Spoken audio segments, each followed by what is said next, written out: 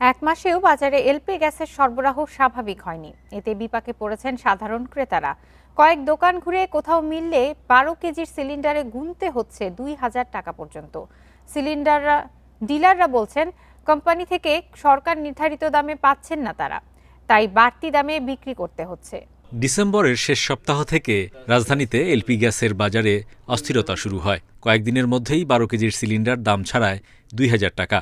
তখন জানানো হয় মধ্যপ্রাচ্য থেকে বাংলাদেশগামী এলপিজির বেশ কিছু জাহাজ মার্কিন নিষেধাজ্ঞায় পড়েছে।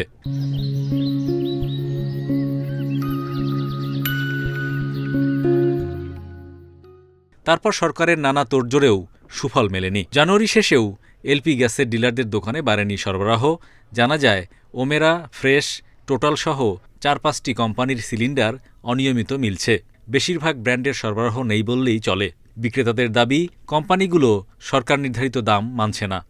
কিছুদিন আগে 1650 টাকা দিয়ে ওখান থেকে চায়া মাল নিয়ে আসতে ফ্যাক্টরি থেকে। তেলটার দামটা একটু মোটামুটি বাড়তে, আর আপনার মার্কেট থেকে যে দাম যেটা কমার কথা ছিল, এখন কিছু কিছু কোম্পানিরা গ্যাসের দাম একটু বাড়ায় যাচ্ছে। এলপিজি সিলিন্ডার সংকটে অনেক ক্ষুদ্র ব্যবসায়ী বিকল্প জ্বালানি ব্যবহারে বাধ্য হচ্ছেন। তারা বলেন বাড়তি দামেও অনেক সময় গ্যাস পাচ্ছেন না। আগে কিনেছিলাম আপনার 3200, এরপরে হয়েছে 3500, এরপরে হয়েছে 4500, এরা 55, এরা 60। গ্যাস না পেলে কাস্টমার তো চলে যায়, আর সবসময় আমরা তো টাকা এই দুগুলা টাকা একসাথে মিলাইতেও পারি না, এই জন্য কার্ড ব্যবহার করতেছি। গেল 20 জানুয়ারি বেসরকারি এলপিজি অপারেটরদের সঙ্গে বৈঠক করেন জ্বালানি উপদেষ্টা।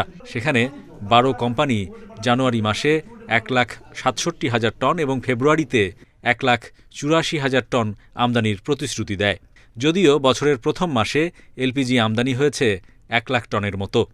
ঢাকার শহরে গ্যাস পাচ্ছে না টাকার বিনিময়েও, কিন্তু গ্রাম অঞ্চলতে আইনা যেমন গাজীপুরে মাওনা থেকে 60 পিস গ্যাস আনাইতেছি। করাইল বাড্ডা যে যে জায়গাতে পারি টুকাটাকে আনি, কোনো লোকে 1800 ধরে, কোনো লোকে 1900 ধরে, এমন আনি আমরা এন থেকে আনি আমরা বিক্রি করি। দেশে মাসে 1.5 লাখ টন পর্যন্ত এলপিজির চাহিদা রয়েছে। সরবরাহ সংকটে রাজধানীতে সবচেয়ে বেশি দরে বিক্রি হচ্ছে এই জ্বালানি। Hari Saha, independent news, Dhaka.